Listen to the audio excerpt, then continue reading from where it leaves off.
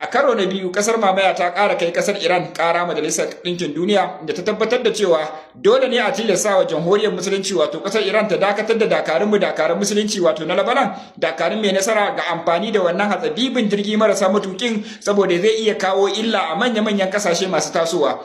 Wato kasar mamaya dai ta mika wannan kuken ne ga Majalisar Ɗinkin Duniya akan a dakatar idan ma akwai yiwuwar a zo a zauna a yi sulhu a zauna a sulhunta a sayin da za a yi a dakatar da dakarun mai nasara wajen yadda suka dinga gajiyar da dakarun mamaya da kuma lalata iya defense ɗinsu da kuma iron don ɗinsu da kuma kashe ɗaruruwan sojojinsu a daidai lokacin da kasar mamaya take ƙoƙarin kutse a kudancin Lebanon kenan. A kasar mamaya ta ƙara jaddada ta ƙara nuna gargaɗi da kuma garaje da kuma jan kunne ga Majalisar Ɗinkin Duniya akan cewa idan ba a dakatar da dakarun mai nasara da amfani da wannan jirage marasa matukan ba to zai iya zama barazana ga dukkan manya-manyan ƙasashe da suke ɓata kuɗinsu suke ƙirƙirar manya-manyan makamai wajen kare ƙasarsu, inda suka fito suka tabbatar da cewa a yanzu kasar mamaya ba ta da wani abu da ta dogara da shi wajen wanda zai kare wannan hatsabibin jirgi mara matukin wanda ya fi kowane jirgi sauki amma kuma sai mummunan banna. Kasar mamaya ta tabbatar da cewa a yanzu fa ga iron don dinta da kuma abubuwan kariyanta da kuma gurarenta da ta tabbatar da cewa abun kariya ne ba shi da amfani akan wannan jirgi marasa matukin, inda suka ce wannan jirgin yana iya zuwa ko ina kuma ya kutsa ko ina kuma ya kai hari duk da kunna abubuwan kariya da suka yi ko kuma abubuwan da zai dinga sanar da su a daidai lokacin da aka kawo musu wani hare-hare. Sun ƙara jaddada cewa fa wannan hatsabibin jirgin idan har aka ci gaba da amfani da shi fa zai iya jawo musu matsala sosai, saboda idan aka harbo musu makami a shekarun baya ko da karamin jirgi mara matuki ne irin wanda idan ta kera ko kuma mizali ko mun kakantarsa, to abubuwan amsakuwansu yana sanar da su, sannan kuma yana sanar da su wajen yadda za su shiga ramin kasa da gudu ko kuma iya defense su yi aiki. Suka ce wannan jirgi mara matukin fa idan za a harbo 100 babu wani abubuwan sanarwa da zai sanar da cewa an harbo makamin nan, sai dai kawai su ji saukarsa. Kuma sannan suka ce a dakarun mai nasara sun ƙara yawansa, wanda a kullum a yanzu suna amfani da sama da 100, wanda a baya bai wuce su yi amfani da 20 30 40 ba, amma yanzu suna ƙara yawansa kuma yana ƙara yawan cutar da su. Kuma sannan a yanzu ba wai magana su yi ƙoƙarin kare bodar su bane ko kuma kare inda suke ƙoƙarin cinyewa su kasar mamaya, a'a abin ya kai ta kawo har manya-manyan garuruwan su irin su Galili irin su Aifa suna amfani da wannan ƙananan jirgin yana kai manya-manyan hare-hare a guraren iyakar kariyarsu da kuma abubuwan amsa kuyarsu, inda suka yi kira ga Majalisar Ɗinkin Duniya idan zama ya kamata a yi a zo a zauna, idan kuma za a jawo jamhuriyar musulunci akan ta yi wa dakarun mai nasara magana wajen yin amfani da wannan abun, gwara su koma da amfani da mizali ko kuma a yi fito na fito kamar yadda suke tunanin cewa za a koma. Amma in har da wannan za a yi, na farko su ba ganin dakarun mai nasara suke yi ba, na biyu ba mizali bane wanda idan harba guda ɗaya ayan don ɗinsu zai iya kare shi ko kuma abubuwan kariyarsu zai kare, na uku kuma sannan idan sun kutsa ba sa ganin kowa, duk an tashi kuma sun rurusa gidaje, sai dai kawai wa'annan ƙananan jiragen za a iya harba musu sama da 100, inda sojan su zai gaji da gudu ko kuma su gaji da faduwa, karshe kuma jirgin ya zo ya tashi da su. Inda suka ce su fa yanzu ba wai suna jiwa kansu bane, suna jiwa manya-manyan kasashe ne wanda suke bata lokaci wajen kirkiran manya-manyan makamai da kuma manya-manyan mizal da kuma manya-manyan abubuwan kariya wanda nan gaba zai zama ba su da amfani a duniya, saboda yanzu gashi nan ƙananan makami wanda kai ma za ka iya haɗawa, ni ma zan iya haɗawa, gashi yana gajiyar da su, sannan kuma yana karya farashin abubuwan da suke kerawa. Wuya ko da magani ba daɗi jama'a, a ci gaba da addu'a. Wato duk lokacin da suka canja ba su ma sai an canja musu, duk lokacin da suka canja sabon salo to su ma ana canja musu sabon salo, wanda a yanzu kasar mamaya neman yadda za ta yi rabu da su take yi, kuma abin ya gagara. Ta janye a bakin bodar, ta janye a inda ta mamaye din, amma yanzu gashi nan abin ya jawo ana bin su har cikin ƙauyukansu da kuma cikin bara ɗinsu da kuma cikin garuruwansu. Allah ya ɗaukaka musulunci, ya kaskantar da kafirci, ya haɗa kawunan kan musulman duniya ga baki ɗaya, ya nuna mana munafukan musulmai abu ta. Yau jama'a wai mai kullawa ne yau aka kulla mai. Wai yau kasashen duniya ne suke neman mafita ko kuma ce suke neman kariya ga jaruman musulunci, wato sojojin musulunci, wato jindilla wanda suka tsaya wa Allah, suka tsaya wa addinin musulunci, kuma suka tsaya wa kasarsu da yankin su ga baki ɗaya.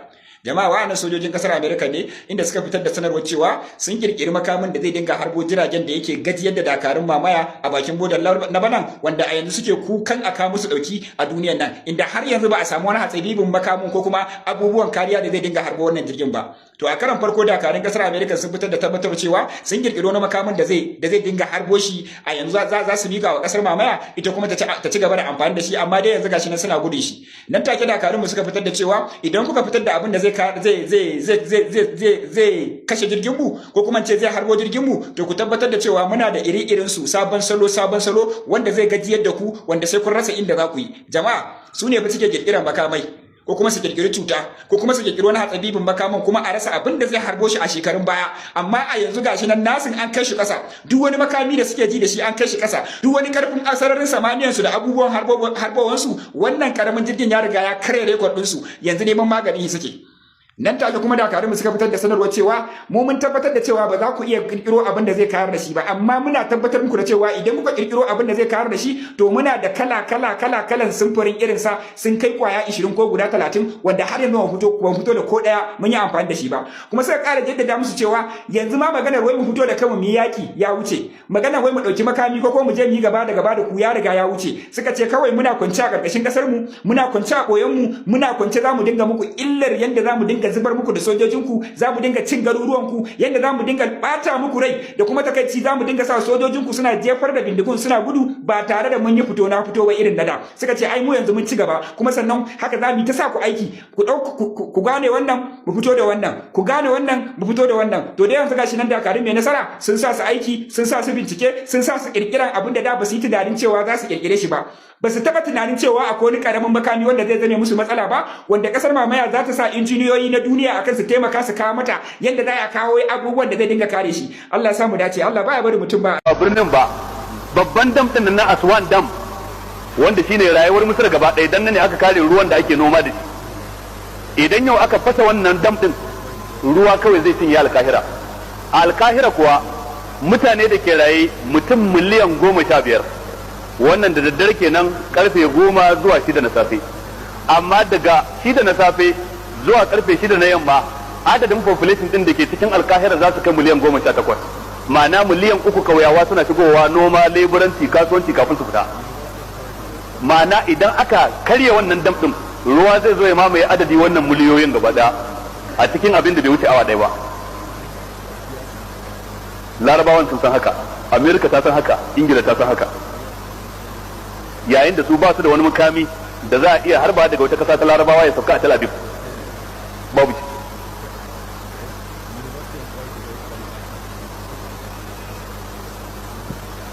To kungiyar kwatan yancin Palestine, a kungiyar kasashen Larabawa da suke taro a yanzu haka a birnin Alkahira, kungiyar kwatan yancin Palestine ba abin da za ta yi. Ni zan iya rantsuwa kuma na san kafara ba za ta kama ni ba, yunkurin da kungiyar samari musulmi MSS ta yi daga lokacin kafuwarta zuwa yau, kungiyar kwatan yancin Palestine ba ta yi kashi 10 cikin 100 ɗinsa ba. Ni zan iya rantsuwa yunkurin da jama'atu tajdidul islami ta yi daga kafa ta zuwa yau, zan rantsa cewa kungiyar kwatan yancin Palestine ta Yasir Arafat ba ta yi kashi 10 cikin 100 ɗinsa ba. Duk abin da suka yi siyasa ce, labarai ne kuma ƙarya ne, kuma ku ci gaba da fahimta ƙarya ne, yaudara ce. Farko dai ƙungiya ce da musulmai da kiristoci da ciki. Yasir Arafat musulmi, Dr. Hanan Ashrawi kirista ce, matar Yasir Arafat ba Yahudiya ce,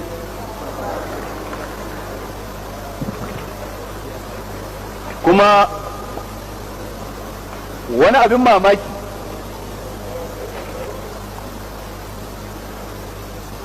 Yasir Arafat din nan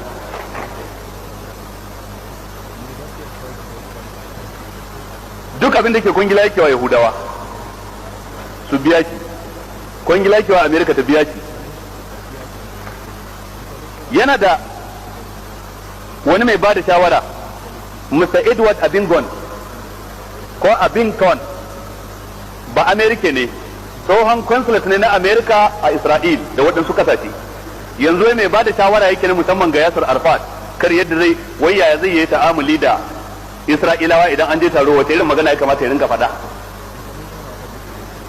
ya san irin yadda ake makamar yadda ake magana da Yahudu. Mai ba da shawara na musamman albashinsa a wata dala 62,000, ya linka albashin Bill Clinton so 3. Yasir Arafat ke biyansa.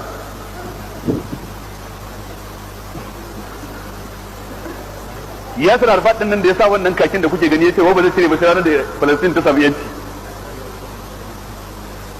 Duk suna tare da su. Ɗaya daga cikin shugabanninsu Mustanayif yake cewa faɗanmu da Isra'ila ba faɗa bane na makami, faɗa ne na siyasa, irin uwaka da ubanka ne na 'yan siyasa. Da kansa ya faɗa, yace faɗa ne da ake bin hanyoyi na diplomasiya. Saboda haka duk wanda yake tsammanin wai akwai wata rana da za mu kai wa Isra'ila farmaki ko mu yadda a yake ta, to ƙarya yake, gara ma ya daina.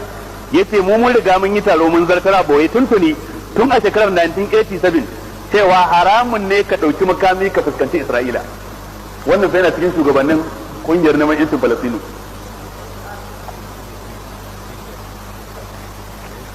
Wallahi idan na ci gaba da karanto mana mujallu da jaridu dukkan su kuma na kasashen Larabawa da suke magana akan wannan mutanen za ku yi mamaki.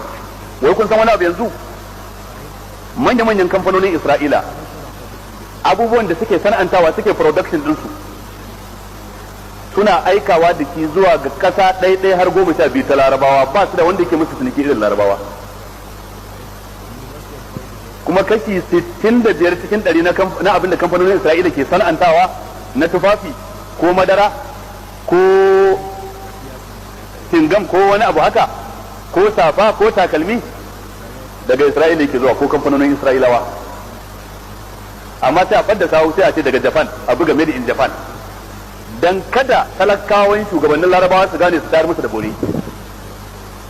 Sai a canja a ce made in Ingila, a Isra'ila kuma aka yi, kuma Isra'ilawan da kansu suke faɗa. Suka ce ba su da wata kasuwa mai riba irin a kasashen Larabawa. Kuma da kansu Yahuda suke ta in kana son lebura mai araha a duniya suka ce ka tafi Misra. Musulmi kenan, lebura mai araha a duniya kenan, ba kamar mutumin Misra. Yace ka kawo shi ya maka leburanci, yace in ka ga dama kuma ya tara kuɗi kafin ya tafi gida kuma ka kashe shi, yace in ka kashe shi kuma a madadin ka binne shi sai ka ɗauki gawarsa sai ka kai wa ɗalibai masu karanta medicine su koyi yadda ake fiɗa a jikinsa da yadda ake dashen sasannin jikin ɗan adam. Wallahi duk wannan rubutattu ne a cikin majallu da kafofin watsa labarai na Larabawan da na musulunci, wanda wannan wani sashi ne na taho da shi amma ba zan iya karantawa ba saboda babu lokaci. Kuma wannan kungiya ta kasashen Larabawa ƙarya suke, ba abin da za su yi, ba suna taruwa a Misra, sun gama taron yanzu sun shiga cewa ya za su fitar da communique din awa ɗaya mai zuwa, ko kuma kila yanzu dinnan bayan na fito daga gida bayan muna nan yanzu kila sun sanar da takardar bayan taron. Amma dukkan yan jaridan su na kasar Larabawa sun yadda takardar bayan taron ba maganar dama za a yaki Isra'ila a ciki, babu wannan maganar. Ba maganar cewa za a yanke hulɗa ta diplomasiya da Isra'ila, ba zai yiwu ba. Ba maganar cewa waɗanda suke da jakadu za su janye daga Isra'ila su kula da Isra'ila, duk babu wannan a ciki. Abinda ake tsammanin takardar taron za ta kunsa, za a tsinewa Isra'ila. Abu na farko kenan. Abu na biyu da ake tsammanin zai faru, za a tare kuɗi a baiwa Falastinawa su taimaki kansu da kansu, amma cikin abin da za a ba su banda makami sai dai a ba su kuɗi ko magani.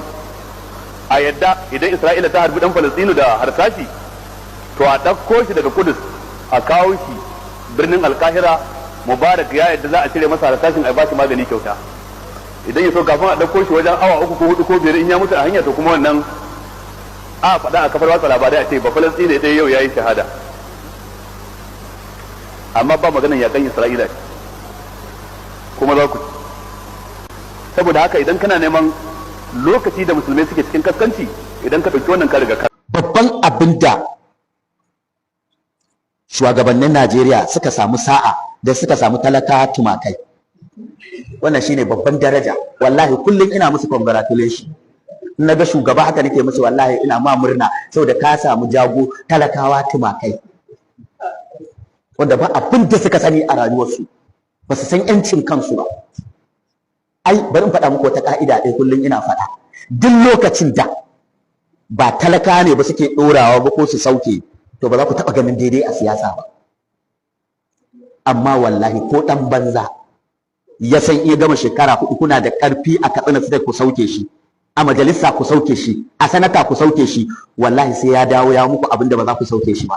Amma in dai ɗorawa ake nomination, in an zo zaɓe a yi biji-biji a ci, to kowa zai hauya maka abin da kuka ga dama. Me yasa a New York Mamdani shugaban ƙasa bai san shi, gabaki ɗaya masu arzikin America ba sa son shi, Yahuda gabaki ɗaya ba sa son su, manyan mutanen New York duk ba sa son shi. Babban birni na farko a duniya ba kamar New York. Amma da talakawan New York suka ce sai shi a matsayinsa na musulmi, yau shine shugaban ƙasa.